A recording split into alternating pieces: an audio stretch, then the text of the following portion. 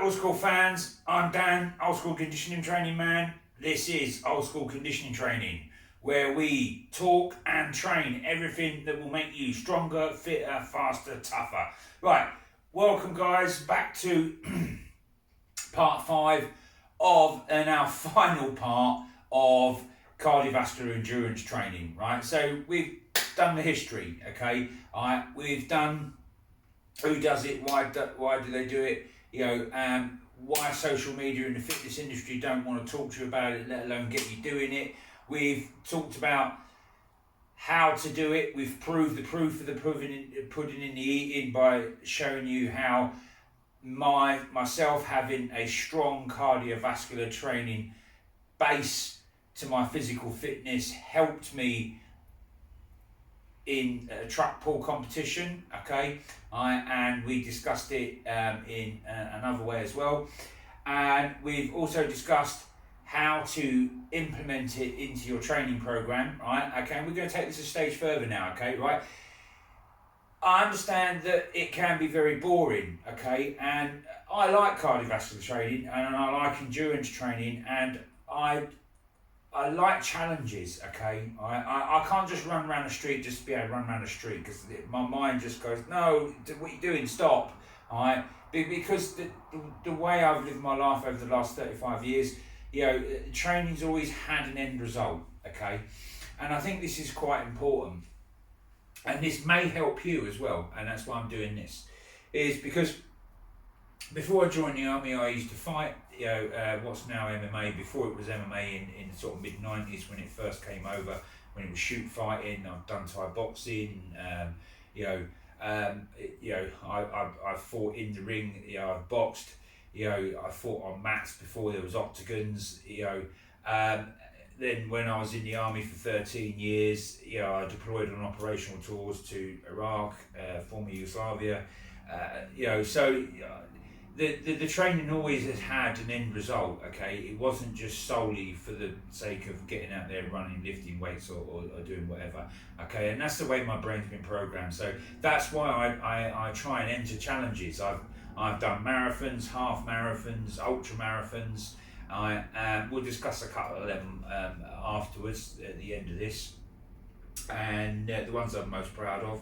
And now my running days are over. Okay, this is why I've took on and created my own fitness challenge, and this is what we're going to talk to you about today, is to help motivate you through cardiovascular endurance training, and how to build your own fitness training challenge. You can make it quite extreme like mine, or you can tailor it down. It depends what you want to do and what your tastes are. Right? I like quite extreme things. Okay, I like to try and do things that other people won't. Okay, but that's my bag, and that's my personality, and that's how my mind works. But other people don't. So you just tailor it to you. I'm just giving you an idea, to sort of try and help motivate things, and keep things interesting. And have a little bit of fun with it as well. Okay, so what am I doing, right? You're probably wondering why, okay, during these lectures, there's a map of the world and a map of the United Kingdom. Right, well, this is why, okay? It's because originally, my next challenge after lockdown, because during lockdown, I did a virtual military fitness challenge where it was really good, okay? It was 3 races in 24 hours, okay? It was a 15-mile race on a Saturday morning, and then a half marathon Saturday evening, about 8 o'clock, and then at 10 o'clock Sunday morning was another 15-miler. But it wasn't in shorts and trainers, okay? It was in boots, carrying 35 pounds, not including the water that you take on it, okay? And I smashed it. Okay, I beat nearly everyone on it, even at 48 years of age. Okay, it was brilliant. It was really, really good. We'll talk a little bit more about that at the end. All right. And that sort of gave me the bug, and I thought, well, actually, I don't need to pay loads of money to turn up for these events, because I wanted to do an Ironman, but I can't now because I can't run, because you've got to run a marathon. And they are incredibly expensive. They're about 500 quid. So I thought, well, I'll design my own. And I can do it in between clients, okay, and as and when, alright, so it will fit around me. So what I've done is I've decided to do a circumnavigation of the globe, okay, 24,000 miles by distance, okay. I'm doing it by distance, but if you cover 24,000 miles, it does count as a circumnavigation of the globe, because that is the circumference of the Earth, okay. You don't have to do it, doing both capes and going all the way around, okay. So what gave me the idea, okay?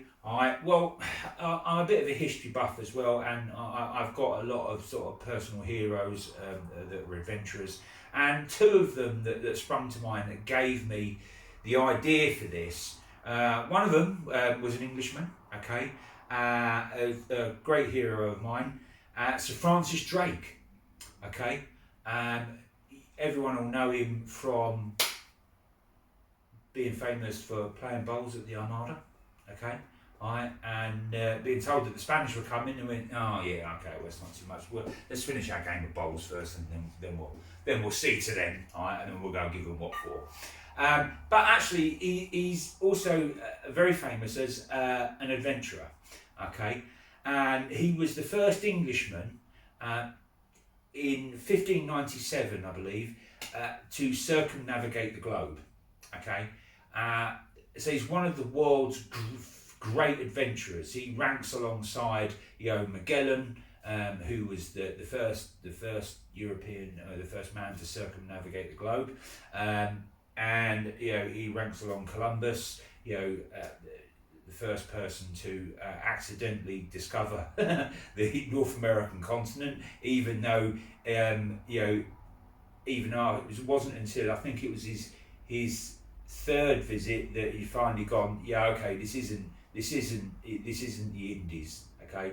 That's why the Americans were called Indians, okay, because he was actually Columbus was actually trying to find a faster route to the Indies, and he thought by going west he would do it, okay, because no one knew about the North and South America, and he'd underestimated the size of the Pacific, and he'd vastly overestimated the size of Asia, okay, and that's why he came to the wrong conclusion. But anyway, back to Sir Francis Drake, okay, and he set off in 1597 in the Golden Hind, and he sailed all the way around the world.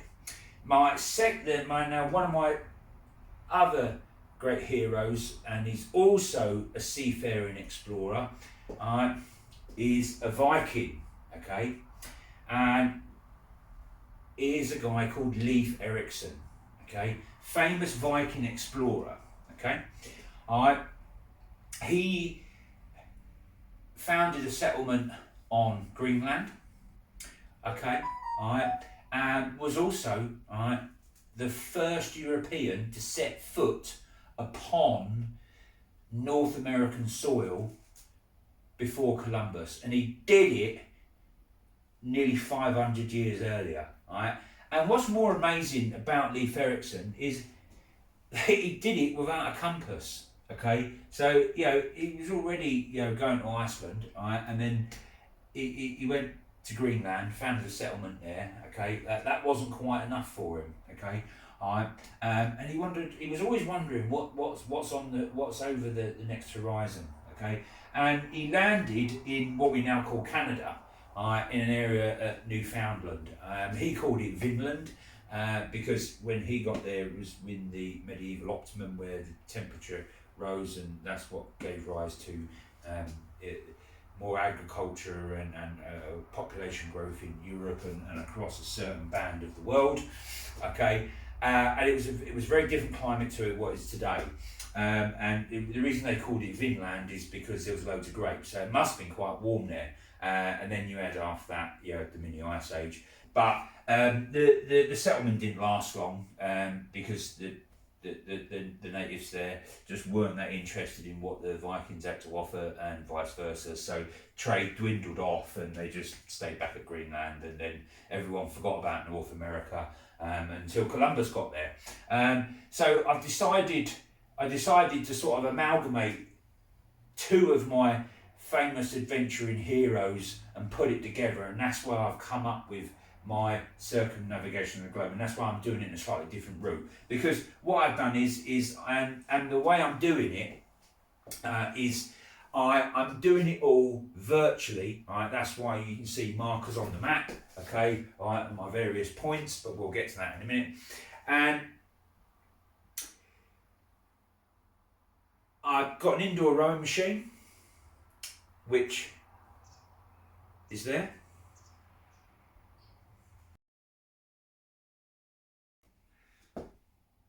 Right, so that's my indoor rowing machine that I do for getting across the water. Now, for getting across land, I cycle, because like I said, I can't, my running days are over. When I can, and if I've got time in between clients, or if it's not chucking down the rain, because I am a bit of a fair weather cyclist, you know, it's nothing duller than getting soaking wet through on a bike, you know, for several hours. Okay, so I'll get out on my bike. Okay, I've got two races and a mountain bike, because I like to do some off-road riding as well, because it makes it a little bit more interesting. Okay, I do love road cycling for the speed, but I'm a little bit iffy about what sort of times of the day I'll go out, so I'll try and pick the quieter times. And also, I've got some road rollers, where I can just put my road bike on, and they're a balance trainer, so they actually make you a better cyclist as well. And they're really, really good. And you can see them in the picture here.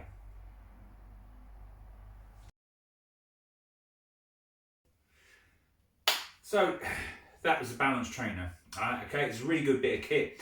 It's good for indoor cycling because, like I said before, you have to balance the bike, because otherwise you just wobble all over the place and you fall off, and it's actually quite hard to master at first. But as you get better, it actually makes you a better cyclist as well, because it cuts out your side-to-side drift, and it makes your pedal stroke more even. So you actually pedal more powerfully, okay, and with a little bit less effort. And it's better than the turbo trainer, because the same pressure is going down through the wheels as it is when you're outside on the road, okay. Where on the turbo trainer, the back wheel's off the floor and it's locked into the axle, and so you have to use a tightener roller to get the resistance, but it's not the same. Okay, that's why I like the balance trainer, and actually it's indoor cycling is actually harder than outdoor cycling, because although there's no hills to go up, okay, there's no hills to go down. Okay, so you're constantly cycling, because on the balance trainer, if you stop pedaling, you just fall off. Okay, so that's why it's good. It's constant effort. Okay, right. So moving on from that. So that's how I do it. So indoor rowing, indoor cycling, and outdoor cycling.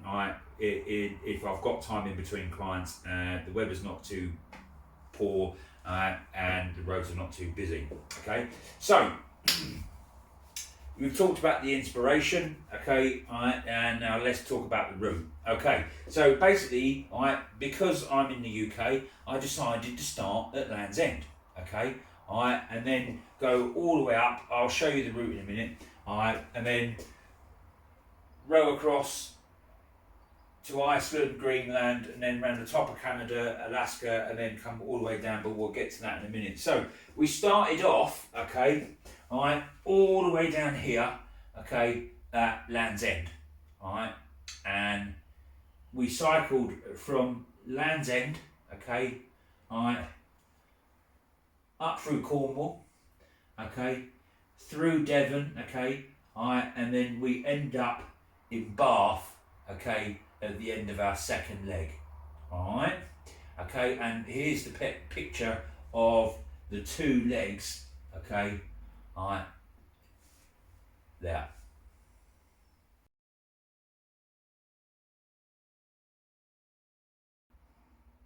Right, so you've seen the beginning of the route at Land's End, and then going up through Cornwall, through Exmoor, and then through Devon, all the way to Bath, where we are there now. Okay, and then from Bath we cycled on the next leg to Ludlow. Okay, alright, and then from Ludlow we went all the way cycling up to Wigan. Okay, alright, so we're now above Wales. Okay, just okay. Alright, and here's the picture for legs 4 and 5.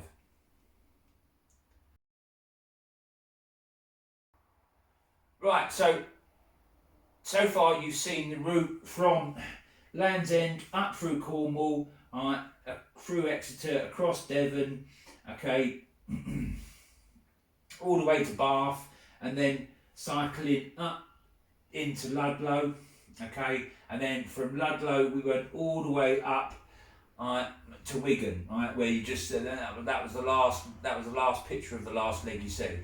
Then now the next leg is from Wigan to Carlisle, okay, and here's the picture for the legs Wigan to Carlisle. Okay, right, so you've seen the the legs from Wigan to Carlisle, right? So from Carlisle, we cycled, okay, well I cycled all the way to the Firth of Forth, okay, but on the southern side of the Forth Bridge, okay, right, and you'll see the picture for that leg now. Okay, right, so we're now on the southern side of the Firth of Forth, right, okay, now on our next leg, okay, we're cycling up to Strathdon in Scotland. Well, we're already in Scotland anyway, alright, but you know, we're getting up into the Highlands now, okay, alright, so we go across the Forth Bridge, okay, alright, and we go all the way up to Strathdon, okay, and there's the picture for that leg there. Okay, right, so we've now cycled all the way from Land's End through Cornwall, through Exeter, through Devon,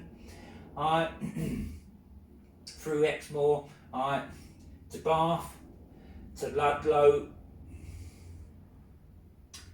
to Wigan, to Carlisle,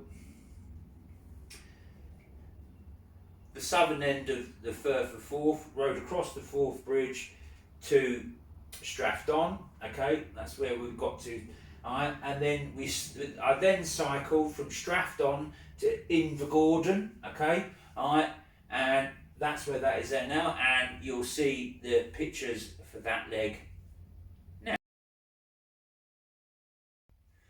Okay, right, so we're now at Invergordon, okay, right, we're almost at the top of Scotland, okay, now from Invergordon, I cycled all the way to Helmsdale, okay, and that's on the northeast coast of Scotland, and then from there we cycled all the way up to John O'Groats, okay, and here's the picture for those legs.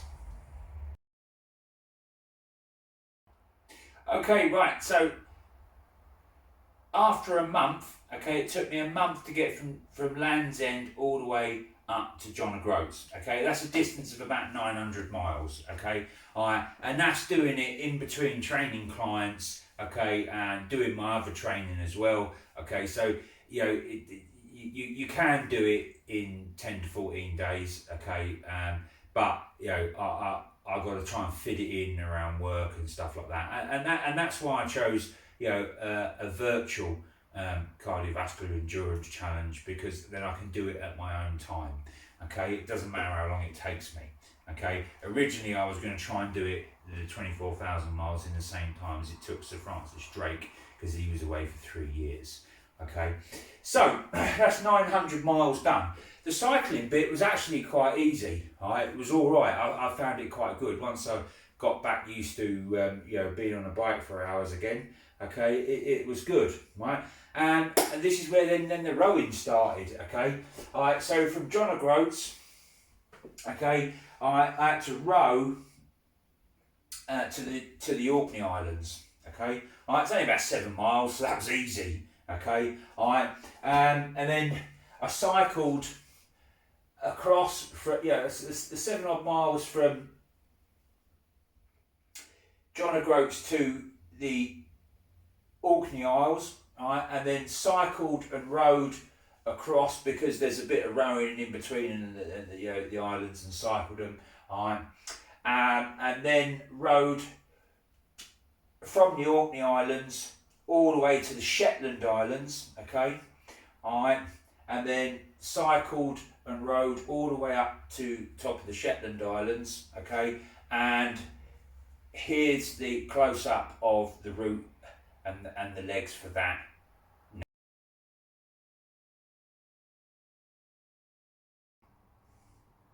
Okay, right, so we've got to the end of Shetland, okay, right, that's the United Kingdom done, okay.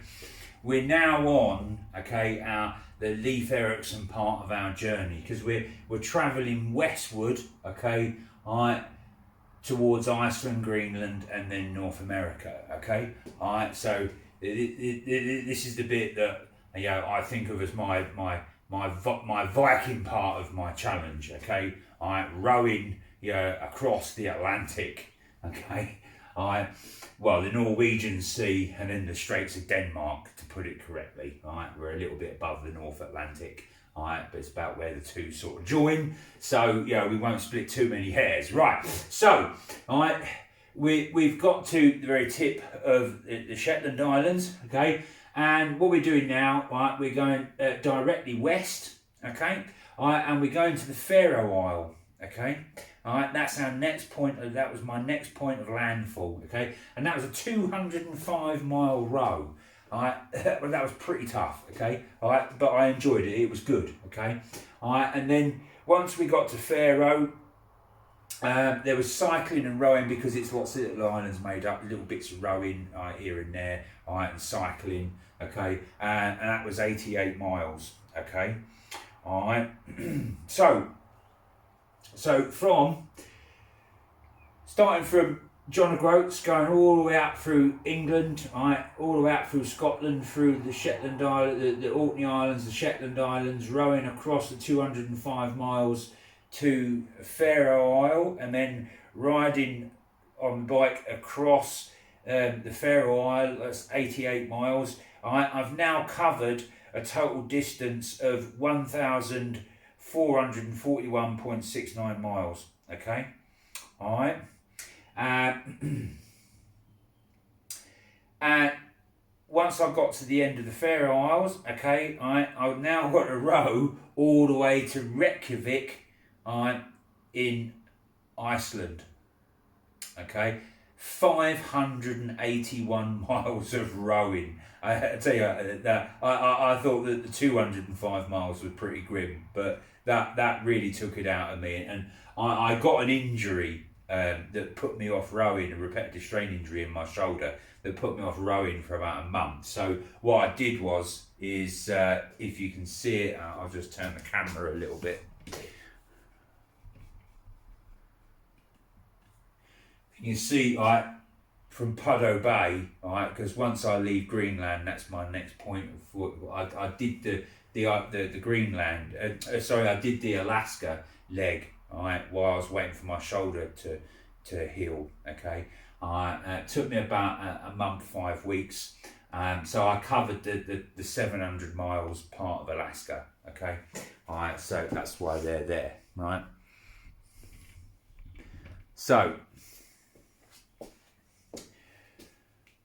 you'll now see the legs, the close-up pictures of the legs from the tip of the Shetland Islands, the road to Faroe, going across Faroe Isle, and then the 581 mile row all the way to Reykjavik, okay, and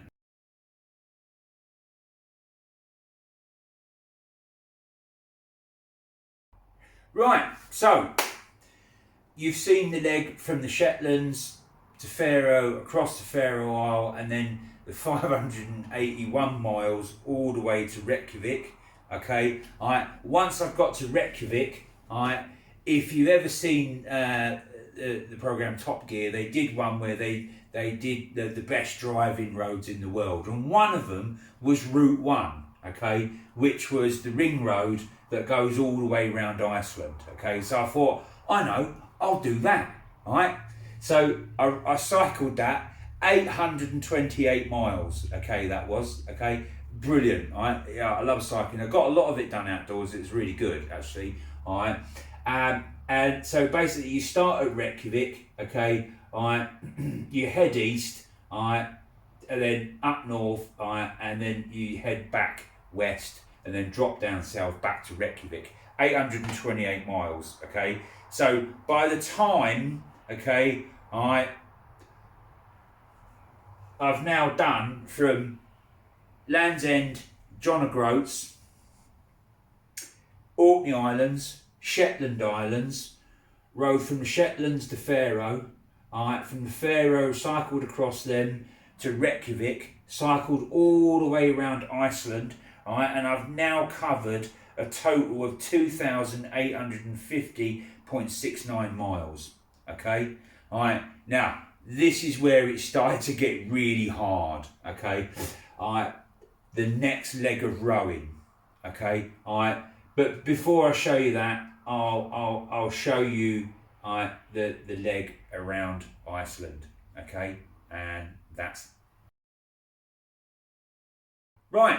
So you've seen the leg round Iceland. Right, so that's 2,850.6 something miles done. Okay, now come the really tough bit. Okay, because the rowing's getting really grim. Okay, doing rowing day in day out is hard. Okay, I started off doing some pretty good times.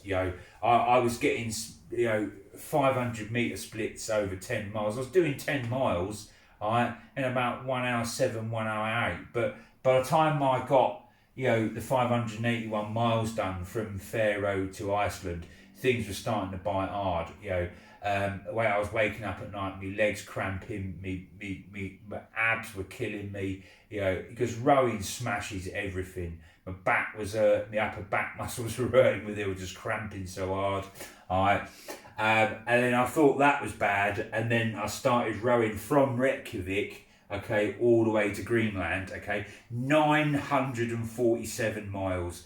That was really grim. And I tell you what, it took a lot of willpower and a lot of determination just to keep at it, okay. But that's what's been programmed into me in the military, is you just keep going and going and going. We was filmed once when we were out on exercise, and one of the film crew said, how far can you carry all that all your equipment for? And I just turned around and said to him, until I'm told not to. It's as simple as that. It's just mind over matter. You get your mind to go somewhere, your body will follow it. Okay, a lot of time about fitness, okay, or anything physical, it's mostly mental. Okay, if you can dial your brain in to having done it, you're almost 50% of the way there completing it. Doesn't mean you will do, but you're far more likely to, if you think about it in a much more positive, focused way. So 947 miles, and I had to start slowing it down. Where I was getting split times of sort of 2:05 for a 500 metre, per 500 metre over 10-15 miles. That weren't happening. I was just having to slow down, because the wear and tear, it was just starting to take its toll. And then, so I landed in Greenland. Okay, so you'll now see a close up of the leg from Iceland to. So that's the close up of the leg from Iceland to Greenland, 947 miles of absolutely just grit and determination, because that's what it took me to get there. Yeah, it really wasn't pleasant. But like I did say, it is an endurance challenge, and I like to do things that I invited other people to join me on it, and I got told to go take a long walk on a short pier. So I get a bit of a kick out of doing things that other people just will just look at that and go, no, there's no way I'm doing that. It's just the way my personality is. Okay, so landed in Greenland. Okay, and then cycled 317 miles. Straight west across Greenland all the way to Nook in Greenland. Okay, so if you have a look now, you'll see the close up for the leg across Greenland. Okay, and each of these red dots, okay, these red markers, and each of these markers is a leg. Okay, okay.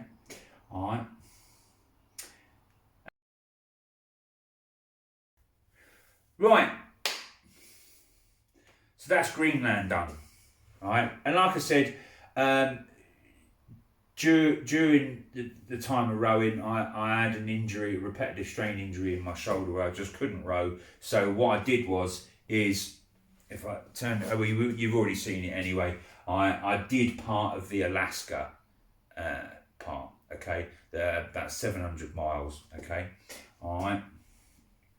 so it just meant I could keep going. I know it makes it a little out of sync, and I didn't really want to do it that way, but you will get an injury when you're training, so you just got to work around it, okay, and so that's what I did, okay. So